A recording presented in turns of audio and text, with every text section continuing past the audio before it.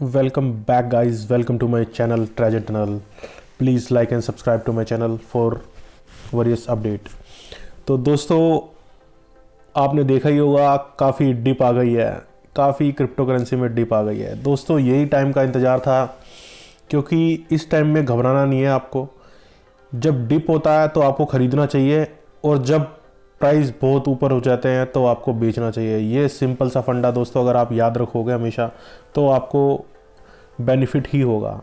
Share market में भी यही फंडा चलता है, आपको सस्ता होगा तब आपको ख़रीदना है, और जब महंगा होगा तब आपको बेच देना है। जब महंगा होगा तब आप मत खरीदिए, तब आप बेचिए। अब सस्ता हो रहा है तो आपको घबराने की ज़रूरत नहीं है कि आपके क्रिप्टो के दाम गिर गए हैं। आपके क्रिप्टो के दाम दोबारा बढ़ेंगे, तो अभी ख़रीदने का वक्त है, आपको ख़रीदना चाहिए। जो जो आपको कॉइन अच्छे लगते हैं, जो जो मैंने पहले भी बताया है, वो कॉइन आप ख़रीद सकते हैं, क्योंकि अभी डिप है और थोड़ा बहुत और डिप जाएगा अभी, ठीक है। क्योंकि मैं आपको एक बेसिक चीज़ बताता हूँ दोस्तों। आप बिटकॉइन और ईथर का प्राइस देखते रहिए। बिटकॉइन का प्राइस जब डाउन होने लगता है ना, सारी क्रिप्टो करेंसी गिरने लगती है। ये एक फंडा है, ये मार्केट फंडा फॉलो करती है। ईथर का प्राइस, बिटकॉइन का प्राइस, जब ये डाउन होने लगती है ना बड़ी करेंसीज, तो सब कुछ डाउन होने लग जाता है। आप भी देख सकते हैं वजीर एक्स पे आपने देखा होगा पूरा रेड पड़ा है। तो दोस्तों ये रेड होने के यही कारण है कि एक जो मेन करेंसी है जब नीचे जाती है तो इसके साथ साथ कई और करेंसी भी वापस नीचे जाती हैं। तो बहुत सारे कारण होते हैं डिप की वजह के, राइट।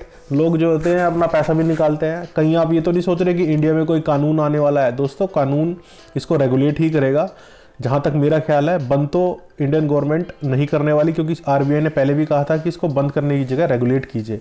तो जहाँ तक मेरा ख्याल है गवर्नमेंट बैन तो नहीं करेगी, बट रेगुलेट करेगी किस तरीके से होना चाहिए। तो होपफुली वो मेरे ख्याल से तो पॉजिटिव ही होने वाला है। लेकिन आपको अपने एक्सपर्ट से पूछ के ही इसमें पैसा लगाना चाहिए, कि थोड़ा क्योंकि जोखिम होता है। तो दोस्तों अगेन मैं आपको बताता हूँ कि बढ़िया बढ़िया कॉइन कौन से हैं जो आप फ्यूचर के लिए ले सकते हैं। दोस्तों सबसे पहले तो जो मेरे को अच्छा लग रहा है, आपने देखा होगा विंग तो काफ़ी भाग भी रहा था, अब फिर डाउन हो गया। दोस्तों ये जो डाउन हुआ है ना, अब लगा लो आप 0.068 है, ये कम से कम ये 0.40 तक भी जा सकता है। तो आपको वेट करनी है तो आप वेट भी कर सकते हैं, और आपको लेना है तो अभी थोड़ा और एक आधा दिन वेट कर लो, फिर ले लेना, क्योंकि अभी वो डिप जाएगा। मैंने आपको एक मोटा मोटा रीज़न बता दिया। ईथर और बिटकॉइन का आप रेट देखते रहो। बिटकॉइन का रेट अगर नीचे जा रहा है ना तो सारी क्रिप्टो नीचे आएंगी, ये फॉर श्योर है। ये मैंने देखा है, ये मेरा एक पर्सनल एक्सपीरियंस है। बिटकॉइन और ईथर के जब प्राइस नीचे जाते हैं ना तो सारी करेंसी नीचे जाती हैं। तो जब बिटकॉइन का प्राइस नीचे जा रहा होता है तो थोड़ा वेट करो, अगर और नीचे जाएगा तो और भी सस्ती हो जाएगी। तो दोस्तों जैसे कि मैंने पहले भी बताया था कि बीटीटी अभी और सस्ता हो रहा है, और भी सस्ता होएगा। अभी 28 पैसे का है, 20-25 पैसे का भी हो सकता है। तो बीटीटी भी एक अच्छी एसेट्स है, आप बीटीटी ले सकते हो। बीटीटी के बाद जो आ जाता है वो आता है आपका विंक मैं वही बता रहा हूँ, 40 पैसे से 50 पैसे तक की इसकी बाइंग रेंज है। तो इसको आप इस रेंज में खरीद सकते हैं, और फिर ये बढ़ेगा 30-40 पैसे बढ़ जाए, फिर दोबारा बढ़ेगा 2-3 पैसे बढ़ जाएगा। ये आप विंक को 0.04 to 0.05 तक रेंज में ले सकते हैं, ठीक है। और उसके बाद most awaited currency Shiba Inu अभी गिर रही है, अभी फिर भी सबसे सस्ती पहुंची हुई है 0.0038। तो और भी थोड़ा डाउन जा सकती है, बट मोस्ट प्रोबेबली 0.038 तक ही जाएगी ये, ठीक है। तो मोस्ट प्रोबेबली ऐसा है, बट इससे ज़्यादा भी हो सकता है कि और भी डाउन जा रही है। हालांकि ये डाउन जा सकती है, ऐसी कोई बात नहीं है। तो आप देखिए, मेरे ख्याल से तो थोड़ा और वेट कर लो, शायद 0.30 तक पहुंच जाए, या 35 तक तो है ही। 0.0030 से लेके 0.0035 तक का इसका रेंज है, ठीक है दोस्तों। तो आप शिबा इनू देख सकते हैं अगेन। अब इसके बाद जो मैं करेंसी बताता हूँ, सिया कॉइन। दोस्तों ये मैं खुद वेट कर रहा हूँ इसकी, 1.40 तक पहुँचेगा ना, 1.20 से 1.40, तो मैं इसको खरीदूंगा। आप भी देख सकते हैं, ठीक है। और उसके बाद ये 1.70 या 1.657 तक बहुत आराम से पहुंचता है, फिर आप इसको बेच सकते हैं। तो इसकी जो बाइंग रेंज है अगेन 1.20 से लेके 1.30 तक इसकी बाइंग रेंज मैं बताऊंगा आपको, ठीक है। अगर उसके बाद एक्सीसी नई करेंसी थी, काफ़ी डाउन भी गई, फिर ऊपर गई 0.014 तो कम से कम जाएगी, उससे नीचे भी जा सकती है। तो अभी 0.01412 है, आप 14 पे ले सकते हैं।